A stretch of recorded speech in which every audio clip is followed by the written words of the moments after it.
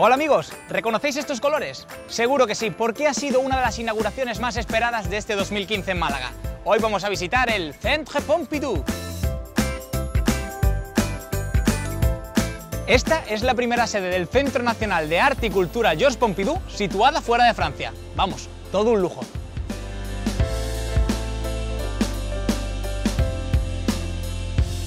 La idea es ofrecer al público un recorrido por obras de referencia de la colección del Centro Pompidou y acompañarlo con una programación de exposiciones, experiencias multidisciplinares y también talleres. Para hacer la visita he quedado con Sebastián, que pertenece al equipo de mediación del centro. Hola Sebastián. Hola, buenos días, bienvenidos. Pues cuéntanos, ¿qué es exactamente el equipo de mediación? Bien, en realidad la mediación es una de las señales de identidad más famosas del Centro Pompidou. Nosotros dejamos que la experiencia de la visita recaiga fundamentalmente en el visitante. Nos olvidamos de esa visita tradicional para enfocar la atención en esa experiencia del propio espectador, del propio visitante. Oye, pues suena muy bien. Desde luego. ¿Me enseñas entonces Por el supuesto, centro? vamos.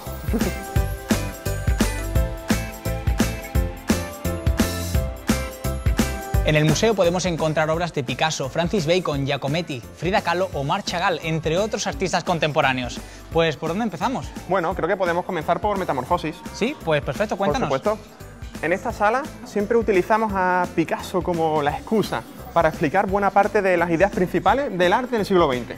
Cómo el propio Picasso fue víctima, digamos, de diferentes reinterpretaciones por parte de diferentes artistas del siglo XX. Y digamos que es la introducción para que el espectador vea que la base del arte directamente es la interpretación.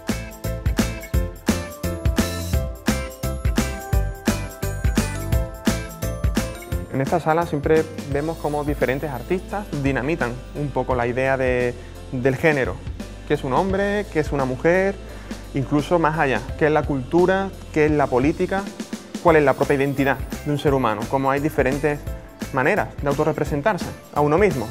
Una de esas maneras, y creo que una de las obras más significativas, es esta obra de aquí, del autorretrato de Frida Kahlo. Cómo la propia Frida se representa de esta manera tan vital. Sería difícil, ¿no?, saber que Frida sufrió ese accidente cuando vemos obras tan enérgicas, sí, colores como esta, muy vivos, que la impidió pintar, digamos, moverse. Entonces ella utilizaba el arte como terapia.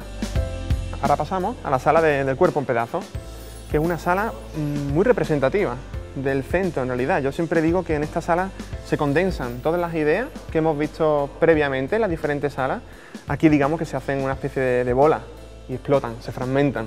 Aquí los artistas de esta sala están como dominados por una animalidad y una transgresión que creo que es muy palpable en todas las obras que vemos, pero sobre todo en esta de aquí. Y te iba a preguntar, ¿por qué el cuerpo en pedazos? Sí, digamos que todo el hilo narrativo del discurso museográfico se sustenta en una evolución del ser humano, desde lo individual a lo colectivo, o que es un ser humano en relación a toda la sociedad.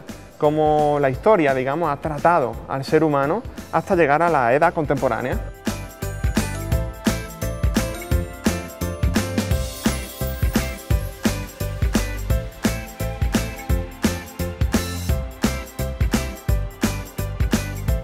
Visitar un museo así es muy diferente, te hace participar de las obras, ser parte de ellas. Todo un lujo, como todo el centro en sí.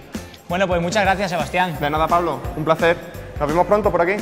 Bueno chicos, ya sabéis, en el Muelle 1, junto al Paseo del Parque, el Centro Pompidou de Málaga. ¿Te lo vas a perder? Mañana, más Lobby Málaga.